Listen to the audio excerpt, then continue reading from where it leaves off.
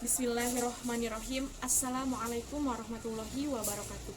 Perkenalkan, nama saya Dea Daroja Solihah dari kelas 11 MIA 1. Di sini saya akan memenuhi tugas sejarah Indonesia, yaitu menjelaskan tentang pemerintahan Batak dan pemerintahan Inggris. Masa pemerintahan Republik Batak mulai dari tahun 1795 sampai 1806. Pada abad ke-18 muncullah kelompok yang dinamakan sebagai patriot. Kaum ini dipengaruhi oleh semboyan Revolusi Prancis, yaitu Liberty yang artinya kemerdekaan, Egilet yang artinya persamaan, dan Fraternité yang artinya persaudaraan. Berdasarkan ide dan paham yang digelorakan Revolusi Prancis itu, maka kaum patriot menghendaki perlunya negara kesatuan. Bertepatan dengan keinginan itu, yaitu pada awal abad ke-18, Prancis menyerbu Belanda. Pada saat itu, Willem V sebagai kepala pemerintahan Belanda berhasil melarikan diri ke Inggris, dan Belanda dikuasai oleh Prancis. Selanjutnya di Belanda dibentuk pemerintahan baru yang bernama Pemerintahan Batak yang dipimpin oleh Louis Napoleon. Sementara itu, dalam pengasingan, Raja Willem V oleh pemerintah Inggris ditempatkan di kota Kew. Raja Willem V menyampaikan perintah yang terkenal dengan surat-surat Kew. Isi surat itu adalah agar penjajahan di Belanda diserahkan kepada negara Inggris, bukan kepada Prancis. Pihak Inggris kemudian bergerak cepat dengan mengambil alih wilayah-wilayah jajahan Belanda di Hindia Belanda. Salah satunya yaitu Padang pada tahun 1975, selanjutnya Ambon dan Buda pada tahun 1795. Inggris juga memperkuat armada laut untuk memblokade Batavia. Letak geografis Belanda dengan Inggris menjadikan Napoleon Bonaparte merasa perlu menduduki Belanda. Pada tahun 1806, Prancis membubarkan Belanda dan membuat pemerintahan baru yaitu Koninkrijk Holland. Lalu Napoleon Bonaparte mengangkat Louis Napoleon sebagai Raja Belanda, dan berarti sejak saat itu pemerintahan yang berkuasa di Nusantara adalah pemerintahan Belanda-Prancis. Herman Willem Daendels adalah jenderal pertama Belanda, yaitu di Hindia Belanda. Ia diangkat atas saran Kaisar Napoleon Bonaparte menggantikan Albertus VOC dan untuk mengisi kekosongan kekuasaan akibat dibubarkannya VOC.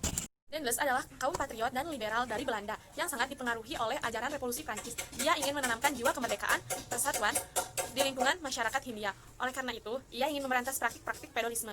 Daendels melakukan beberapa langkah strategis untuk menjalankan tugas-tugasnya, yaitu dalam bidang pertahanan dan keamanan, dalam bidang politik dan pemerintahan, bidang peradilan, bidang ekonomi dan keuangan, dan bidang sosial. Akibat pemerintahan Daendels, rakyat Indonesia mengalami penderitaan yang sangat hebat. Selain dituntut untuk membayar pajak-pajak pemerintah, mereka juga diharuskan terlibat dalam pekerja paksa atau yang kita sebut dengan rodi ya. Kerja rodi membuat rakyat yang miskin menjadi semakin menderita, apalagi kerja rodi dalam pembuatan pangkalan di ujung kulon, karena lokasi yang begitu jauh, sulit dicapai, dan penuh dengan sarang nyamuk malaria. Oleh karena itu, wajar kalau kemudian banyak rakyat Hindia yang jatuh sakit, bahkan banyak yang meninggal. Ada juga penderitaan rakyat kecil semakin bertambah akibat dari tindakan sewenang-wenang para pemilik tanah, dan ribuan rakyat Indonesia meninggal dalam pembuatan jalan raya Anyer Panarukan. Akhir pemerintahan Daendels sebenarnya seorang liberal, tetapi setelah tiba di Indonesia berubah menjadi seorang diktator yang bertindak kejam dan sewenang-wenang. Sikapnya yang otoriter terhadap raja-raja Banten, Yogyakarta, Cirebon menimbulkan pertentangan dan perlawanan. Ia juga melakukan penyelewengan dalam kasus penjualan tanah kepada pihak swasta dan manipulasi penjualan Istana Bogor. Akibatnya pemerintahannya banyak menimbulkan kritik baik dari dalam maupun luar negeri. Akhirnya Daendels dipanggil pulang ke negeri Belanda. Kemudian Louis Napoleon mengangkat Jensen sebagai gubernur jenderal yang baru menggantikan Daendels. Pada bulan Mei tahun 1811, Daendels dipanggil oleh Louis Napoleon untuk kembali ke negara Belanda. Sepeninggal Daendels sebagai gubernur jenderal, ia digantikan oleh Jan Willem Jansen yang sebelumnya menjabat sebagai gubernur jenderal di Tanjung Harapan, Afrika Selatan, pada tahun 1802 sampai 1806. Pada tahun 1806, Jansen terusir dari Tanjung Harapan karena Tanjung Harapan jatuh ke tangan Inggris. Tahun 1810, Jansen ditunjukkan menggunakan Daendels untuk memimpin Jawa dan resmi menjadi gubernur jenderal di Hindia Belanda pada tahun 1811. Jansen berusaha memperbaiki keadaan di Hindia Belanda, namun Inggris sebagai musuh dari Belanda pada saat itu telah menguasai beberapa wilayah di Nusantara. Di sisi lain, Lord Minto, pemerintah Thomas Stamford Raffles, pemimpin serangan Inggris untuk menguasai Pulau Jawa. Raffles pun menyiapkan serangan dan pergi ke Jawa. Pengalaman pahit pun dirasakan James untuk kedua kalinya, karena dalam perkembangannya ia terusir dari tanah jajahannya. Pada tanggal 4 Agustus 1811, sebanyak 60 kapal Inggris sudah berada di Batavia. Kemudian pada 26 Agustus 1811, Batavia mampu dikuasai Inggris di bawah kepemimpinan Raffles. James kemudian lari ke Semarang dan bergabung dengan Legiun Mangkunegara serta prajurit Yogyakarta dan Surakarta. Pasukan Inggris masih mengejarnya hingga berhasil dipukul mundur.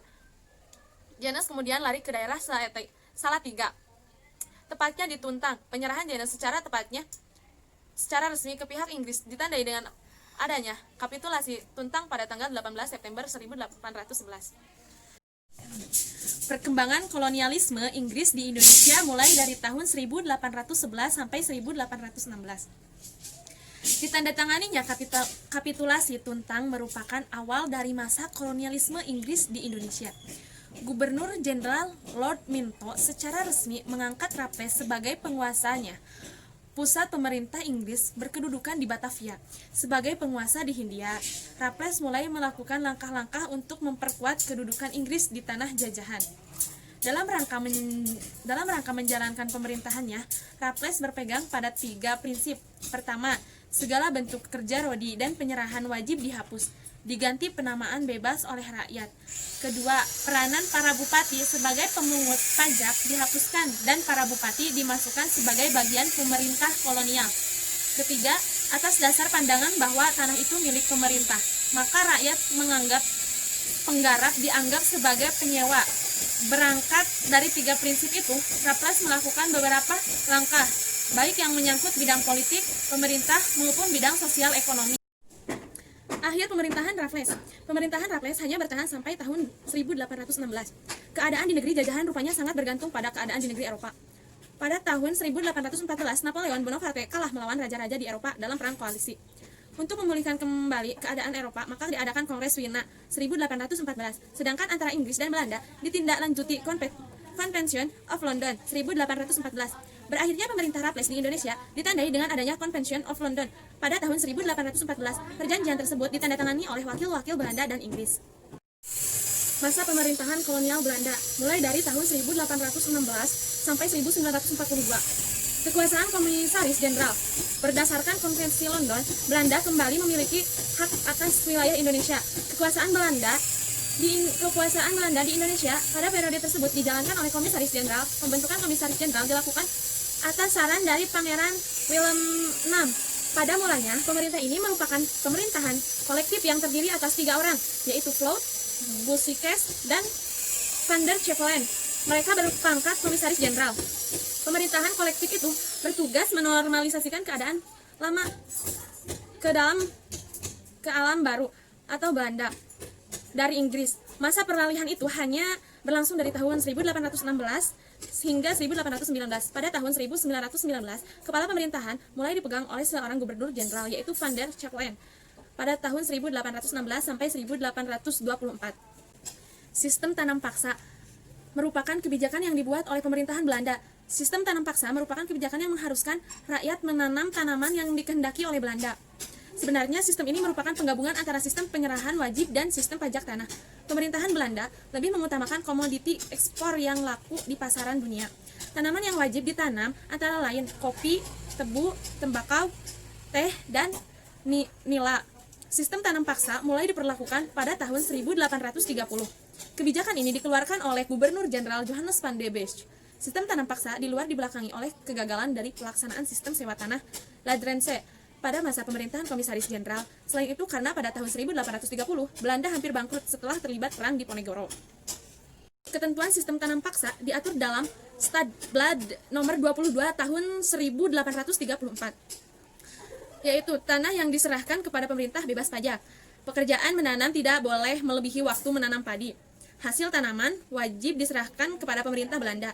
Kegagalan panen karena bencana alam ditanggung pemerintah Belanda. Dan penggarapan tanah untuk tanaman wajib diawasi oleh kepala pribumi atau pegawai Belanda. Pelaksanaan tanam paksa.